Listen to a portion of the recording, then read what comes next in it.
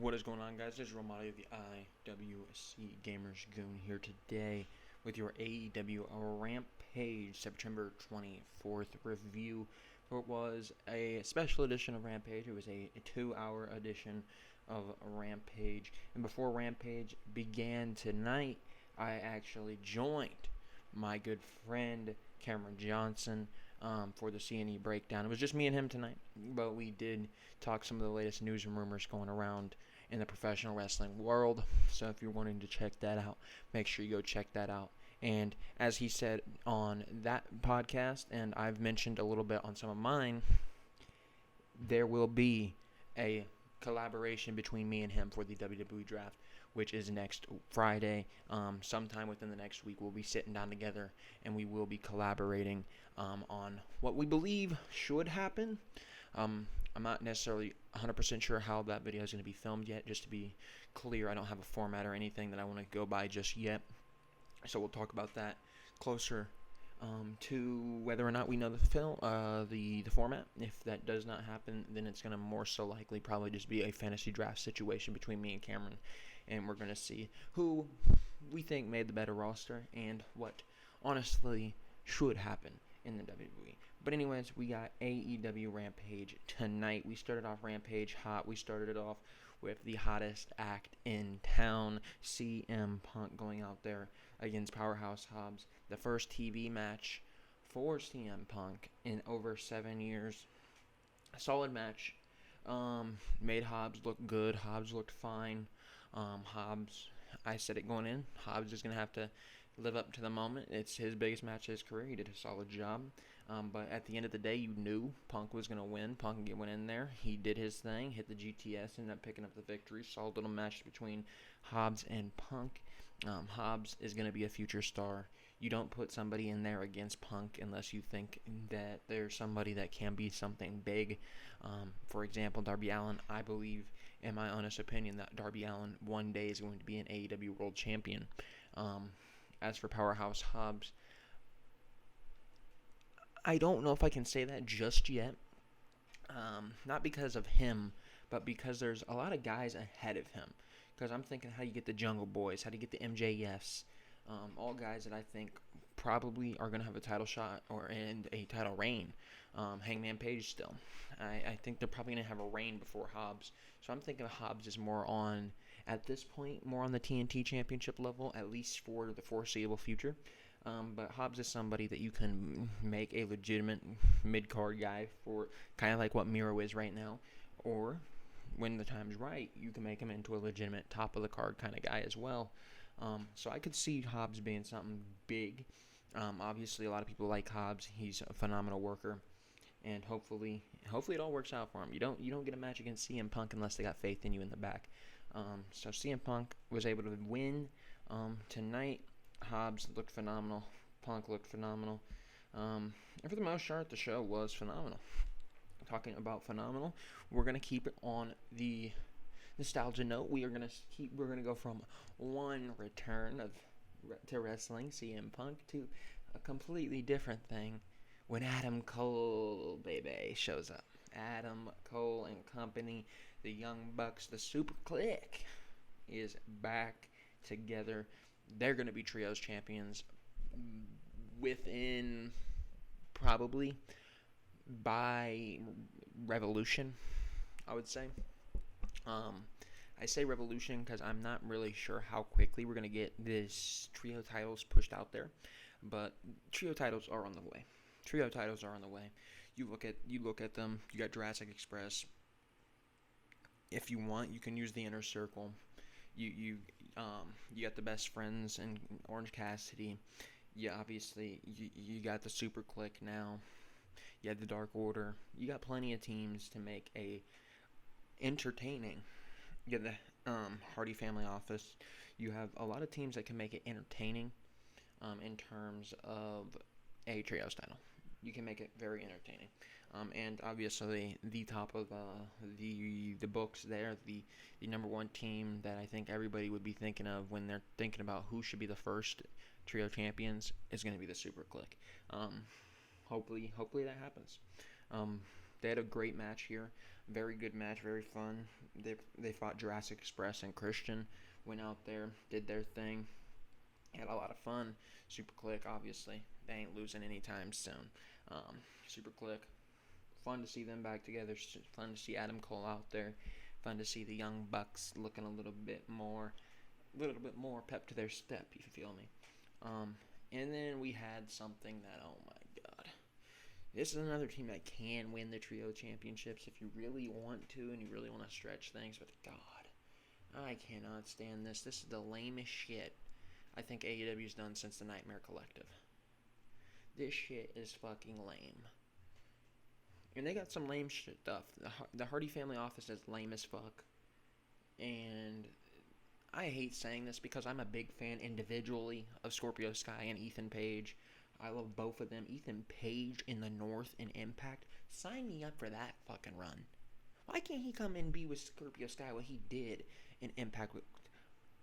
Why can't he do that with Josh Alexander? Why can't he do that in fucking AEW? Why do we gotta pair him with this fucking geek, Dan Lambert? This fucking UFC geek. This fucking dork. You got all these fucking no-name UFC fighters that I've never even heard of. You got Paige Van Zant. Now, granted, I knew who she was. I really don't even know how I knew she was. I know Thunder Rosa took a picture with her backstage. But I've heard that name. I'm not sure where. But I can tell you this. I don't know a single one of them motherfuckers. I don't watch UFC. I had no idea who the fuck Dan Lambert was. I don't even know who he is still. This motherfucker, for all I know, could have been sitting third row at All Out, and all of a sudden, he's fucking cutting a promo. I don't fucking know. Dan Lambert, I have zero fucking clue who this man is. Apparently, he's supposed to be the guy behind all these UFC geeks, the American Top Team, and all this shit. Why? Why can't we just have Sky and Paige do what the North did and run the tag team division? Ethan Page is a phenomenal wrestler. Scorpio Sky is a phenomenal wrestler. We've seen Scorpio Sky do it on his own. He's been given spotlight matches on his own. He's also been in a tag team with SCU. Why the fuck do we have to sit around and have this fucking geek, Dan Lambert, mentor them and have all these fucking UFC lame motherfuckers walk out there? Why? Hager and Y2J, they were out there. Sky ends up getting the pin on Jake Hager. And Jake Hager after the match starts attacking. And that leads to everybody coming out. America Top Team, all these other UFC geeks. And Dan Lambert's in there. Paige Van Zant comes out. I'm sitting here thinking, what the fuck, man? This is the most WWE fucking shit I've ever seen. What the fuck, AEW? I understand, Tony. I understand that you want to bring in mainstream. But you're bringing in UFC fighters. I don't even got a fucking clue who they are, except for Paige Van Zant, who I don't even know why the fuck I know her name. She might have got her ass beat by Ronda Rousey. I don't fucking know what happened to Paige Van Zant or why the fuck that name sounds familiar.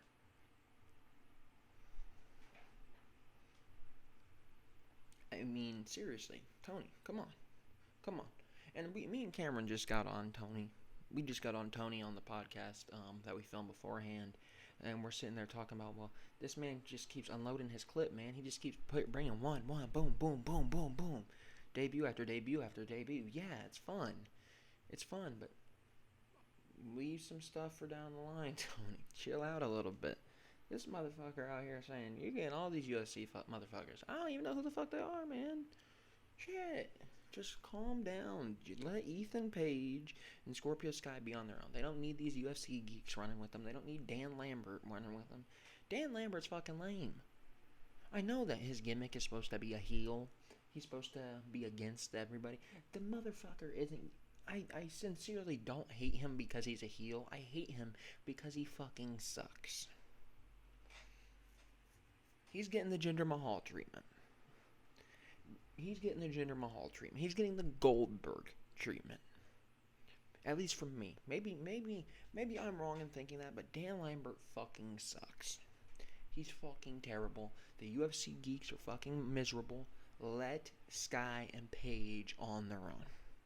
They don't need these fucking carnies. They don't need them. If you're gonna give them something, at least give them something cool. Get out there and fucking give them. I don't fucking know, man. Get them. I don't know. Shit. I'm trying to think of somebody cool from like Impact, Ring of Honor, but I don't fucking know, man. Get. Shit. I have no clue. Ace Austin and company. When his fucking big ass motherfucker that he's with. Get him. I don't fucking know. All I can tell you, Dan Lambert ain't it. Let's move on. That, obviously, wasn't a fan of that. Another thing I wasn't a fan of on Rampage tonight, and you're going to be sitting here, oh my god, Gamers Goon isn't on Tony Khan's payroll. Motherfucker, I've been keeping it real. When I talk good about them, I talk good about them because it's fucking good. If I talk them bad, it's because it's fucking bad. Just like when the Big Show and fucking QT Marshall walked their happy asses out there. I fucking shitted all over it. They fucking suck. There's no sugarcoating. They fucking suck. HFO, Santana and Ortiz, and the Lucha Bros out there in what was an 8-man tag. I hate saying this because I love Santana and Ortiz and I love the Lucha Bros. Those two, in my opinion, are some of the best tag teams in the world. But this match also fucking sucked. I still don't understand the HFO. I don't fucking get it. Let Private Party be on their own. Let the Hybrid 2 be on their own. Let fucking Matt Hardy be on his own. This ain't doing good for nobody. It's holding back Private Party, who I think should be at least in contention for a tag team championship. TH2, let's be honest, they're more like enhancement tag teams. They're great wrestlers, don't get me wrong, but there ain't really anything all too exciting about them. Matt Hardy. Why the fuck is Matt Hardy not vying for a TNT championship? He's okay just fucking wandering around picking fights with Santana Ortiz and the Lucha Brothers? He's okay wandering around and wanting to cut off Orange Cassidy's hair? What the fuck? Seriously? Seriously? The HFO makes zero fucking sense to me. It makes zero fucking sense. Obviously, I understand why initially they paired the Private Party with Matt Hardy. Obviously, when the legend rub on Private Party, you think Private Party is going to be something big, kind of what they do with Sting and Darby Allin, except with a tag team and a legend. But somewhere along the line, they got their priorities mixed up, and they made this into an actual fucking thing. They made this, for example, with Sting and Darby Allin's not the side piece to Sting. Sting walks out there and he legitimately either teams with Darby or he sits in Darby's corner. Darby is not the secondary attraction. Darby isn't the main focus. Whereas the Private Party, on the other hand, what the fuck are we doing, man? They should be facing Jurassic Express. They should be facing Santana Ortiz without being an 8-man tag. They should be facing the Lucha Brothers. They should be facing the Young Bucks. They shouldn't be fucking waiting around and doing the Hardy way. I'm sick and tired of the HFO. HFO need to go. With that, you can ship Dan Lambert and his geeks with him. My God, those are two of my biggest complaints when it comes to AEW. HFO needs to fucking go. They fucking suck. Get it over with. Move Isaiah Cassidy and Mark Quinn onto something bigger and better. For the love of Christ. I cannot put up with them being in a fucking faction any longer. They are a tag team. Make them as such. It's not like the Young Bucks and Adam Cole. If you want to put them in the trios title, then okay, but I'm still not a big fan of it because I want to see the Private Party in a fucking tag team match. Because believe it or not, when we were doing the tag team tournament, when the tag team titles were first announced, who was the motherfuckers that everybody flocked to when they put on good matches? I don't know. Maybe it was the Private Party. And now all of a sudden, they're just matched with Matt Hardy, and they're stuck there for a few months. Why? The HFL makes zero fucking sense. Why? let's move on. That shit pisses me off. That shit pisses me off. Santana and Ortiz, Lucha Bros win. Simple. Then we get Miro coming out and attacking Fuego del Sol and Sammy Guevara while they are doing the cue cards. So Miro, he's making Fuego's life a living hell, man. But it's okay. Sammy's gonna get Fuego his car back. He's gonna get him a brand new car when he wins that TNT Championship next week at Rampage. Please give me one thing, Tony. Give my boy Sammy a victory, man. I know Miro's Miro and Miro's great, but give my boy Sammy a victory. Please. And Tony. Speaking about Tony blessed us with the next match. Holy shit, man. Tony you're bringing out all the simps. My God. We had Anna Jay out there. We had Penelope Ford out there. They were facing each other. Penelope Ford ends up winning via the brass knuckles. And we also had Allie, the bunny, out there. We had Tay Conti out there. Chris Statlander out there. Orange Cassidy came out. HFO came out. The whole Dark Order came out. All of them. All to save Anna Jay. And then Uno and Grayson walk out. Cabana looks up in confusement. Everybody's confused. What the fuck just happened? Tony did bless us, however. He gave us Anna Jay in the same ring as Penelope Ford, in the same ring as Tay Conti, and in the same ring as Allie, all at the same time. My God, Tony. Tony, you brought the Simps out. On top of that, I thought Dark Order was going to reconcile. I legitimately thought Dark Order was going to reconcile. I was like, oh wow, they really came together and supported Anna Jay. However, that was not the case. Next week, however, we are in Rochester, New York, which means, I don't know, that is the place where Brody Lee is from. I think we see the Dark Order come back full circle next week.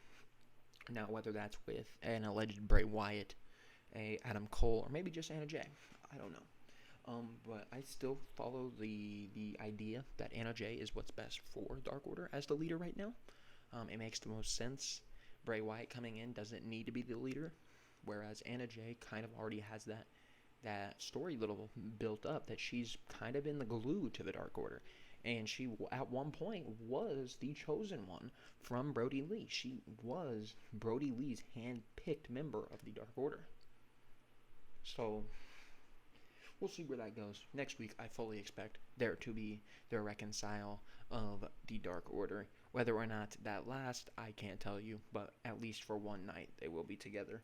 And they will be honoring Brody Lee as they should. Hopefully, that is the case. Then we got into the main event, the Lights Out match. We had Lance Archer and Suzuki, part of Suzuki Goon, going out there against John Moxley and Eddie Kingston. They did their thing. Lights Out match, brutal match, back and forth, brutal, kendo sticks, trash cans, you name it. And my favorite part, we had Homicide. Now you might be looking at me, what do you mean we had Homicide? Yeah, Impact legend Homicide. I don't know if you know, because I don't know if you were watching Impact back in the 2010 eras, 2000 eras. I don't know if you were watching Impact, because not a lot of people watched Impact, but that reminded me a little bit of my youth, because now, granted, I did drift away from Impact at one point, and I'm kind of just now started getting back into it a little bit, around, like, 2019, like, when AEW started, I started getting back into Impact, but I used to sit there with my dad, and we'd watch all these shows, because I would be with my dad on the weekends. I'd be with my dad from Friday until Monday at school. Monday, he dropped me off at school, then I'd go back to my mom's for the week. So we'd sit there on Friday before SmackDown. We'd watch Raw, we would watch Impact, and then we'd watch SmackDown. And if we didn't get to it, we would watch Impact on the weekends, because my dad loved Samoa Joe. He loved all those guys over there at Impact. So we watched Impact. And Homicide's one of those guys that I remember from being when I was younger. Along with the Shark Boys, the Suicides, all of them. The Eric Youngs. So that's kind of where I grew up, seeing Homicide. Homicide looks phenomenal. He looks phenomenal. He came out, made a surprise appearance I'm not going to say it's really a debut. I don't think Homicide's sticking around. He might stay for 1 week and help with a promo or something. But I don't really think Homicide's a long-term thing in AEW. Homicide stops the chair spot on Eddie, and then ends up throwing in the trash can. Eddie ends up beating the shit out of Lance Archer with the trash can, gets a kendo stick, starts beating the shit out of the trash can, which conveniently Lance Archer's placed in, and that allows Jon Moxley and Eddie Kingston to be victorious, and Eddie Kingston and company walk out of New York, Eddie Kingston's hometown,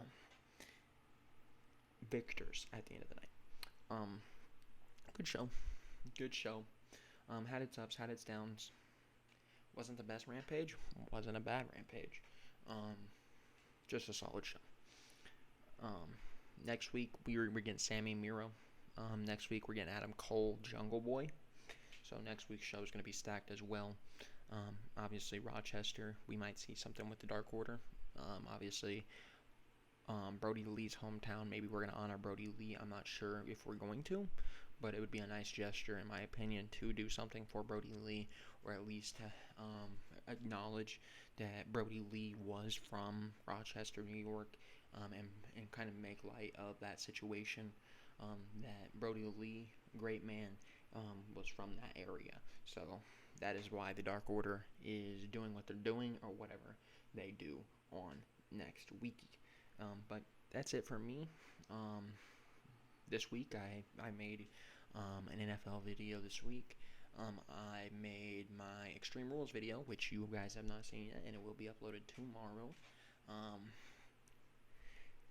Yeah, and then we're gonna have Extreme Rules on Sunday, and we're gonna have a Bears reaction video Sunday. We got a week ahead, man. We still got 3 or 4 videos ahead. I start school next Monday. I start classes, so that should be fun. I got some journalism classes I'm really excited for on Tuesdays and Thursdays, so I'll let you know how that is going.